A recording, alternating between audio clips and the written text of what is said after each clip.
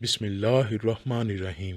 एक काफिला मक्का मुअज़्ज़मा को रवाना हुआ और हज़रत साबित रज़ी अल्लाह ताला अन्हो ने, जो कि जय्यद सहाबा में से थे, आकर हज़रत अली रज़ी अल्लाह ताला अन्हो से कहा कि मुझको मेरे काफिला के सुपुर्द कर दीजिए ताकि मैं फरागत से सफ़र कर सकूं। काफिला निकल पड़ा। काफिले वाले हत्तुल इम्कान उनकी ताज़ीम व तकरीम में नहायत सरगर्म रहते थे, क्योंकि हजरत साबित रजी अल्लाह ताला अन्हो एक वजी और खूबसूरत जवान थे। एक औरत ने अपने आप को उनके सामने पेश किया। चूंकि वो नहायत नेक सीरत और पाबंदे शरीयत थे, उसकी तरफ जरा भी तवज्जो नहीं की। औरत ने कहा, अगर मेरी मुराद पूरी नहीं करेंगे तो मैं आपको तोहमत में गिरफ्तार करूंगी, जिसकी शर्मिंदगी से कभी ना छूट पाएंगे। साबित रजी अल्लाह ताला अन्हो ने जवाब दिया, खुदाए ताला आदिल है। औरत ने शहवत से मजबूर होकर अपनी मुराद एक गुलाम से हासिल की और हामला हो गई। जब वो हमल से वाकिफ हुई तो उसने साबित रजी अल्लाह ताला अन्हो पर उसका इल्जाम लगाने का फैसला कर लिया। एक रात हजरत साबित रजी अल्लाह ताला अन्हो को सोता देकर अपने जेवरात का डब्बा उनके सुमान में छुपा दिया। सुबह को शोर मचा दिया कि मेरा माल चोरी हो गया है। काफिला सलार ने कहा कि इस जंगल में हम गिनती के चंद मर्द हैं, कोई शहर और गांव तो नहीं कि सुराग ना मिल सके। लोगों के असबाब में तलाश करो, कोई यहाँ से बाहर नहीं जा सकता। सबका असबाब देखा गया, कहीं ना मिला। औरत ने कहा, हजरत साबित रजी अल्लाह ताला अन्हो का सामान भी देखो। बाज मुसलमानों ने, जो हजरत साबित के हालात से खूब वाकिफ थे, कहा, इन बुजुर्गवार से ऐसी बद हरकत वकू में नहीं आ सकती।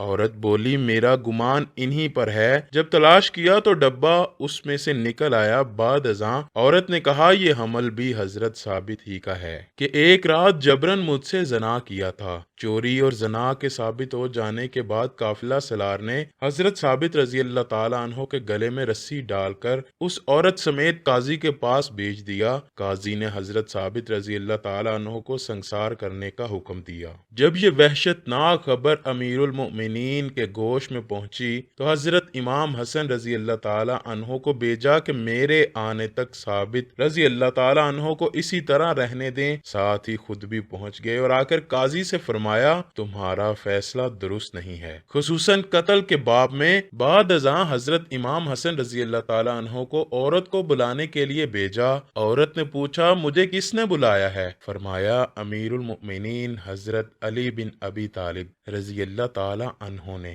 दिल में कहने लगी, अफसोस कि अब मेरी रुसवाई का वक्त आ गया है। जब वो हाजिर हुई तो हजरत अमीरुल मोमिनीन ने फरमाया कि मुझे पहचानती हो?